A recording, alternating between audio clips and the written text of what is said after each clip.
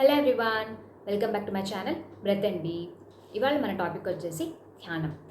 ధ్యానం అంటే ఏంటి, ఎందుకు చేయాలి, ఎవరు చేయాలి, ఎంతసేపు చేయాలి, అండ్ ధ్యానం వల్ల కలిగే లాభాలు ఏంటి అనేది చూద్దాం. ముందుగా అసలు ధ్యానం అంటే ఏంటి? ధ్యానం అంటే మన మనసు ఎప్పుడైతే శూన్యం చేస్తామో అంటే థాట్లెస్నెస్ స్టేట్, దాన్నే ధ్యానం అంటారు. ధ్యాన స్థితి అంటే ఏ పని చేసినా 100% అవేర్నెస్ అంటే ఎరుకతో కంప్లీట్గా అక్కడ ఉండి చేస్తే దాన్నే ధ్యాన స్థితి అంటారు. ధ్యానం చేయగా చేయగా మనకి ధ్యాన స్థితి ఆటోమేటిక్గా వస్తుంది. నెక్స్ట్, ధ్యానం ఎంత వయసు వాళ్ళు చేయాలి? 5 ఏళ్ల పిల్లల నుంచి పెద్దవాళ్ళ వరకు ప్రతి ఒక్కరూ తప్పనిసరిగా చేయాలి. Students, working women, house wife అందరూ ప్రతి ఒక్కరూ కూడా ఎవరి వయసు ఎంత అయితే అంతసేపు ప్రతిరోజు ఒక ప్రశాంతమైన ప్లేస్ చూసుకొని ఎటువంటి డిస్టర్బెన్స్ లేకుండా ధ్యానం అనేది చేయాలి. నెక్స్ట్, ధ్యానం ఎందుకు చేయాలి? మనందరికీ తెలిసిన ఆన్సర్ ఏంటంటే స్ట్రెస్, యాంగ్జైటీ, టెన్షన్, డిప్రెషన్ ఇలా వీటన్నిటి నుంచి బయటపడటానికి ధ్యానం అనేది అవసరమని అనుకుంటూ ఉంటాం. కానీ అసలైన ఆన్సర్ ఏంటి అంటే ధ్యానం కోల్పోయిన మనల్ని మన వద్దకు తీసుకొచ్చేది ధ్యానం. దీనికి ఒక బెస్ట్ ఎగ్జాంపుల్, మనం ఏదైనా ఒక వస్తువు కొంటే కనుక దానికి ఏదైనా ఫ్రీ వస్తువు ఉంటే మనం ఆ ఫ్రీ దాన్ని దృష్టి పెడతాం మెయిన్ వస్తువు కన్నా కూడా. అలానే మన జీవితంలో ఎప్పుడైతే మనం ధ్యానం చేస్తామో సంపూర్ణంగా మన వద్దకి మనం ఉంటాం. సో దాని మూలంగా మనకి మన లైఫ్లో వచ్చే స్ట్రెస్లు కానీ, ఈ ఒడిదుడుకులు కానీ, డిప్రెషన్లు కానీ వీటన్నిటిని కూడా హ్యాండిల్ చేసే కెపాసిటీ అనేది మనకు వస్తుంది.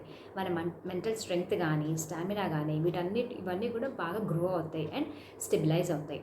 ఇంకొకటి మనం బాగా గమనిస్తే ఏంటంటే మన లైఫ్లో మనం అన్నీ సాధించినప్పుడు, మనం అన్నీ గెలుచుకున్నప్పుడు లోపల ఏదో ఒక చిన్న తెలియని వెల్త్ అనేది మిగిలిపోయి ఉంటుంది. అది దేనికి అంటే మనం కంప్లీట్గా మనతో మనం ఉండనప్పుడు ఇలాంటి వెల్త్ కానీ, ఇలాంటి హలోనెస్ కానీ అనిపిస్తూ ఉంటుంది. సో అది కంప్లీట్గా పోవాలంటే ధ్యానం అందరూ తప్పనిసరిగా చేయాలి. నెక్స్ట్, ఇది ధ్యానం చేసే పద్ధతి. ధ్యానంలో చాలా రకాలు ఉన్నాయి, బట్ అన్నిట్లో కన్నా సులభమైనది, ఈజియెస్ట్ థింగ్ వచ్చేసి శ్వాస మీద ధ్యాస. దీనికి ఎటువంటి టెక్నిక్స్ అవసరం లేదు. మనం ఎక్కడున్నా సరే సుఖాసనంలో కూర్చొని కళ్ళు 2 మూసుకొని చేతులు 2 కలిపి మన శ్వాస మీద ధ్యాస పెట్టడమే. దీన్నే ఆనాపానసతి అని కూడా అంటారు. ఎప్పుడైతే మనం శ్వాసను గమనిస్తూ ఉండగా మనకి మధ్యలో వచ్చే థాట్స్ని కట్ చేస్తూ మళ్ళీ తిరిగి శ్వాసని గమనిస్తూ ఉంటే అలా మనం ధ్యాన స్థితిలోకి చేరుకుంటాం. నెక్స్ట్, ధ్యానం వల్ల మనకి కలిగే లాభాలు.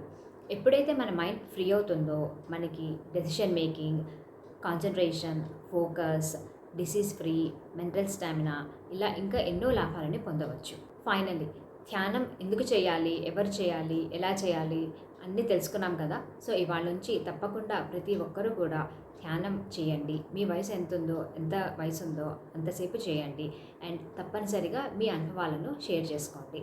ఈ వీడియో కనుక మీ అందరికీ నచ్చినట్టయితే మర్చిపోకుండా లైక్ చేయండి, షేర్ చేయండి అండ్ కమెంట్ చేయండి. నెక్స్ట్ వీక్ ఇంకో కొత్త టాపిక్తో మళ్ళీ కలుద్దాం. Until then take care and bye by.